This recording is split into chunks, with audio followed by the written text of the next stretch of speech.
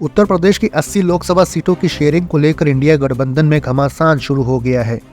प्रदेश में करीब 65 सीटों पर चुनाव लड़ने का मन बना चुकी समाजवादी पार्टी को कांग्रेस ने झटका देने की तैयारी कर ली है। कांग्रेस को सपा शुरुआत से ही 10 से ज्यादा सीटें देने के लिए तैयार नहीं है, लेकिन कांग्रेस प्रदेश की 40 सीटों पर चुनाव लड़ने की तैयारी में जुटी हुई है। दोनों दलों के नेताओं के बीच कई राउंड की बातचीत के बाद कांग्रेस के तेवर कुछ नरम पड़े हैं और वो अब 2009 की तर्ज पर प्रदेश की 80 में से 25 सीटों की मांग कर रही है। पार्टी ने सभी सीटों का चयन भी कर लिया है। इन सभी सीटों पर कांग्रेस को उम्मीद है कि वो चुनाव में जीत दर्ज कर सकती है। कांग्रेस जानती है कि यूपी में समाजवादी पार्टी बड़े भाई की भूमिका में है और वो छोटे भाई की।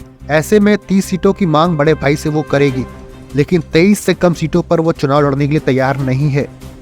कांग्रेस के वरिष्ठ नेताओं को उम्मीद है कि 14 जनवरी को मणिपुर से शुरू होने वाली भारत जोड़ो न्याय यात्रा के यूपी से होकर गुजरने के बाद कांग्रेस के वोट प्रतिशत में बड़ा उछाल आएगा। राहुल गांधी खुद प्रदेश में 11 दिन रहेंगे और ये यात्रा 20 जिलों से होकर गुजरेगी। ऐसे में इन सभी जिलों पर कांग्रेस की नजर है। कांग्रेस आज भले ही 25 से 30 सीटों पर चुनाव लड़ने की तैयारी कर रही है, लेकिन पिछले 2 चुनाव में पार्टी का प्रदर्शन बेहद निराशाजनक रहा है। 2014 में पार्टी को सिर्फ रायबरेली और अमेठी की सीट पर जीत मिली थी। वहीं 2019 में सिर्फ रायबरेली में जीत मिली। राहुल गांधी अपनी अमेठी सीट को भी बचा नहीं पाए थे। उन्हें स्मृति ईरानी ने 50,000 से ज्यादा वोटों से शिकस्त दी थी। वोट प्रतिशत की बात करें तो 2014 में पार्टी को यूपी में 7.53% और 2019 में 6.36% वोट मिले थे। वहीं 2009 में 18.3% वोट।